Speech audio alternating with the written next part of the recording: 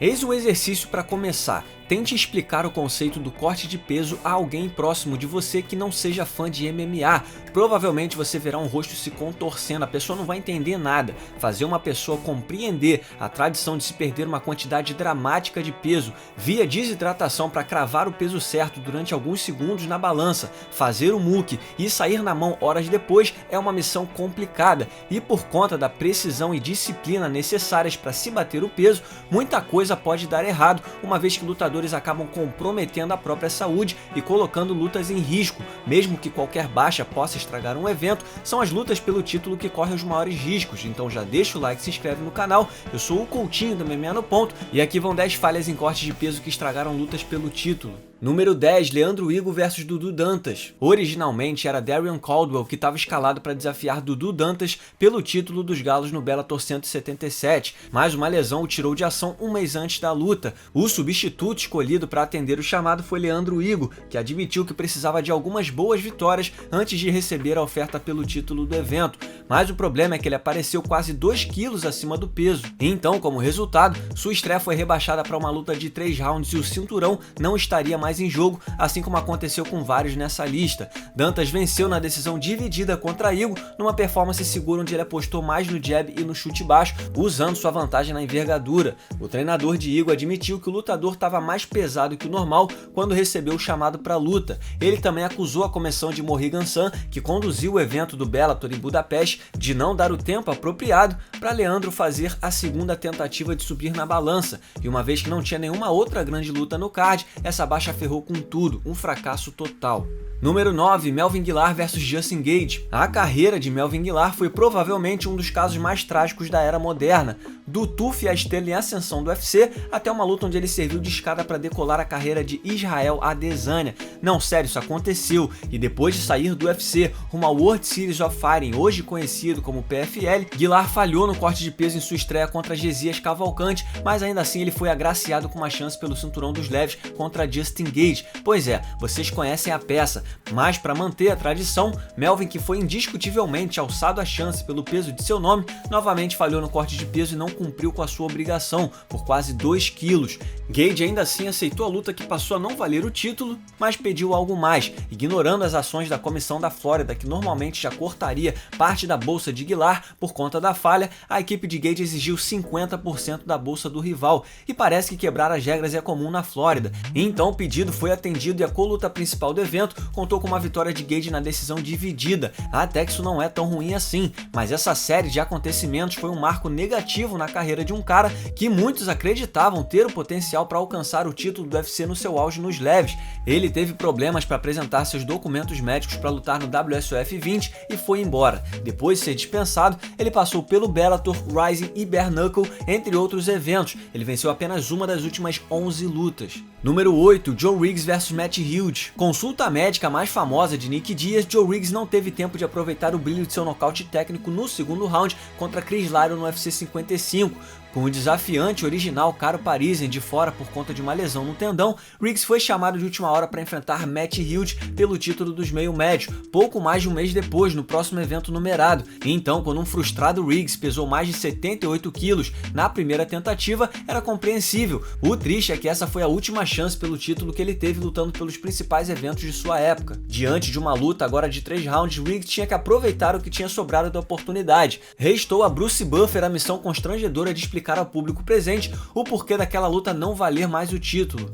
Ladies and gentlemen, this next bout was originally scheduled to be a UFC Championship contest, but due to the challenger Joe Riggs not making the required weight limit, this fight has now been declared a UFC non-championship contest. Hughes simplesmente passou por cima de Riggs e finalizou o desafiante com apenas 3 minutos e meio do primeiro round. Uma pena, Joe.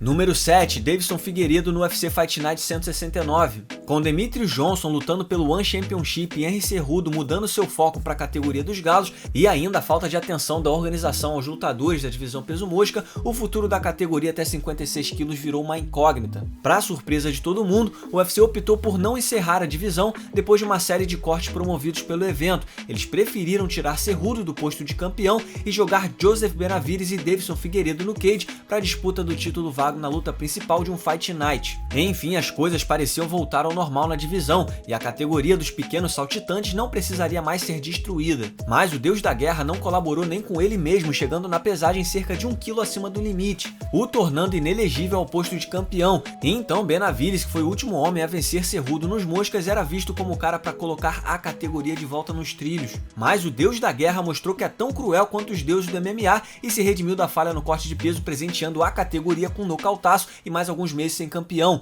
O lado bom é que Deiveson terá uma nova chance de se tornar o campeão dos moscas, o que significa que a nossa missão agora é rezar para que ele não falhe no corte de peso. Número 6, Paulão Filho vs Chael Sonnen 2. Durante o fim da década de 2000, Paulão Filho era tido como um dos melhores pesos médios do planeta. Com um cartel invicto, seu título do WEC e uma série de finalizações na conta, existiam bons argumentos para colocá-lo no bolo dos melhores, junto a Anderson Silva e Dan Henderson naquela época.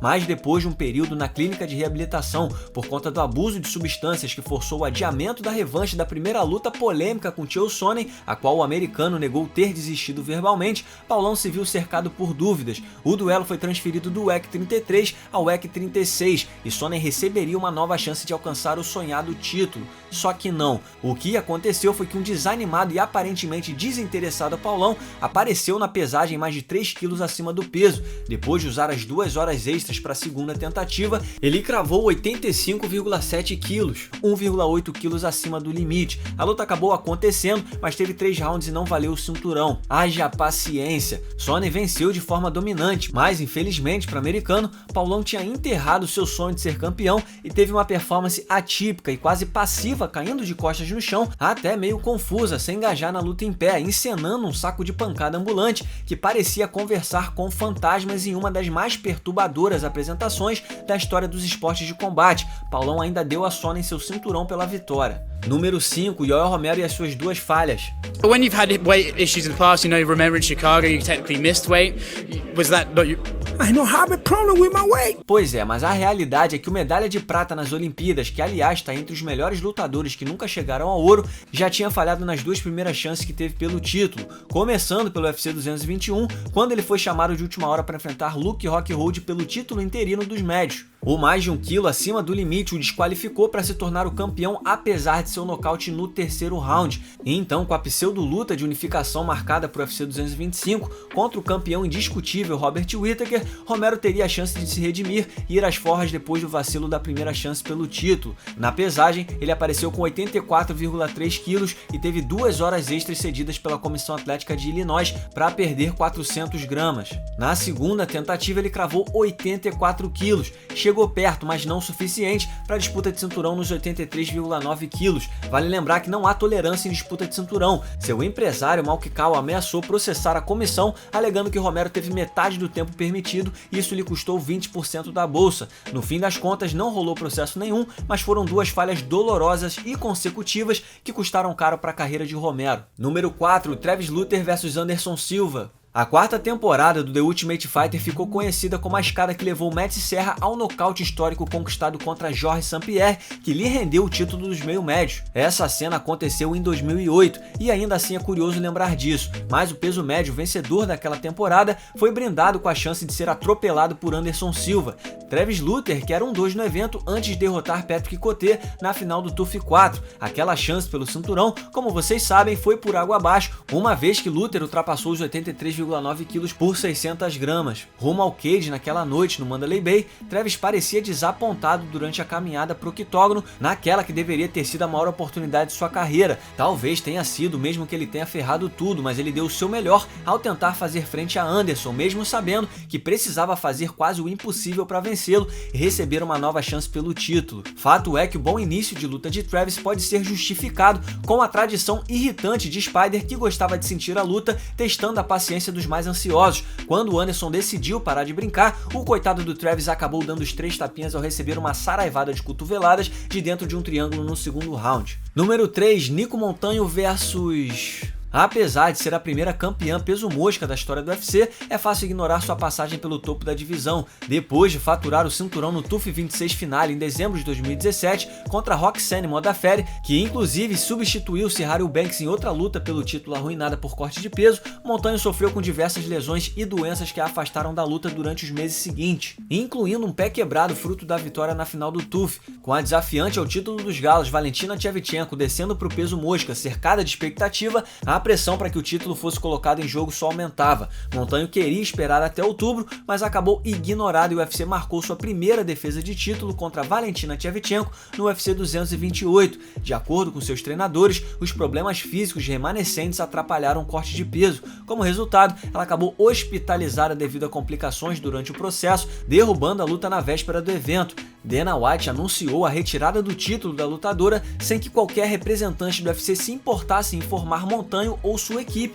que acabaram descobrindo, adivinhem, pelas redes sociais. A expectativa dela era que o duelo fosse remarcado pelo título vago ou que ela tivesse a chance contra a futura campeã quando estivesse pronta, mas infelizmente uma violação aos termos da usada atrapalhou. Número 2, Max Holloway vs Khabib Nurmagomedov. Talvez a maldição seja enfrentar Khabib em algum momento entre o cabo que ferrou com o joelho de Tony Ferguson e o ataque ao ônibus do russo. O campeão peso-pena Max Holloway passou pela porta giratória que apresentaria um desafiante pelo título dos leves contra Nurmagomedov. Holloway não estava exatamente no auge de sua forma quando foi chamado em cima da hora. Isso foi apenas algumas semanas depois dele abandonar a disputa de cinturão programada contra Frank Edgar para o UFC 222 por conta de uma lesão, mas considerando o ganho de mais de 4,5 kg na transição, o recém-curado campeão decidiu entrar no cage para lutar pelo status de campeão duplo. Como ele recebeu a ligação no dia 1º de abril, ele tinha apenas 5 dias e meio para cortar o peso para o dia 7. George Lockhart, seu nutricionista, que curiosamente presta os mesmos serviços a Nurmagomedov,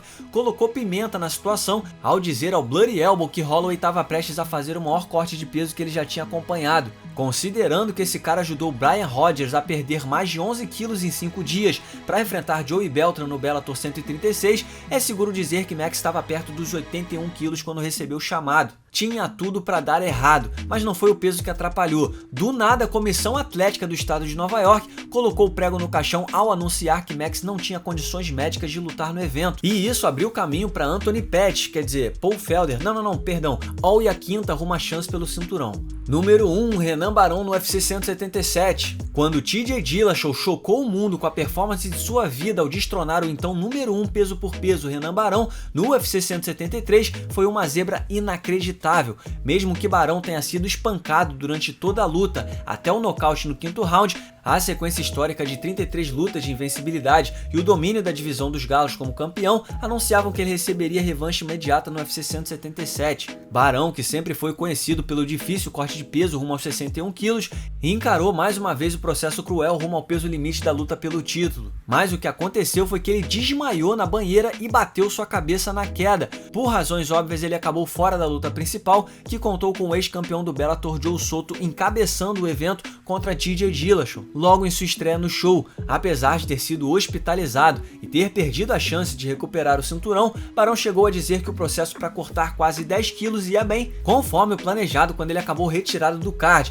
Isso sem contar, claro, com o desmaio e a pancada na cabeça. Dana White encorajou o Barão a procurar um nutricionista profissional e deixou claro que ele teria que merecer uma nova chance pelo cinturão. Depois de uma única vitória, Barão enfrentou o Dillashaw de novo e acabou nocauteado de novo, dessa vez no 4º round. E aqui vai um salve para Anthony Walker, que escreveu essa lista. Você pode seguir o Anthony no Twitter através do @AntyWalker. E um salve também para Stephen Jensen, que editou esse vídeo. Você pode seguir o Stephen no Twitter através do Fight Talk MMA. Muito obrigado por assistir, não se esqueça de deixar o like e se inscrever no canal. Nós teremos vídeos semanais por aqui. Deixe também o seu comentário sobre o vídeo logo abaixo e siga-nos nas redes sociais. Muito obrigado mais uma vez e até o próximo vídeo.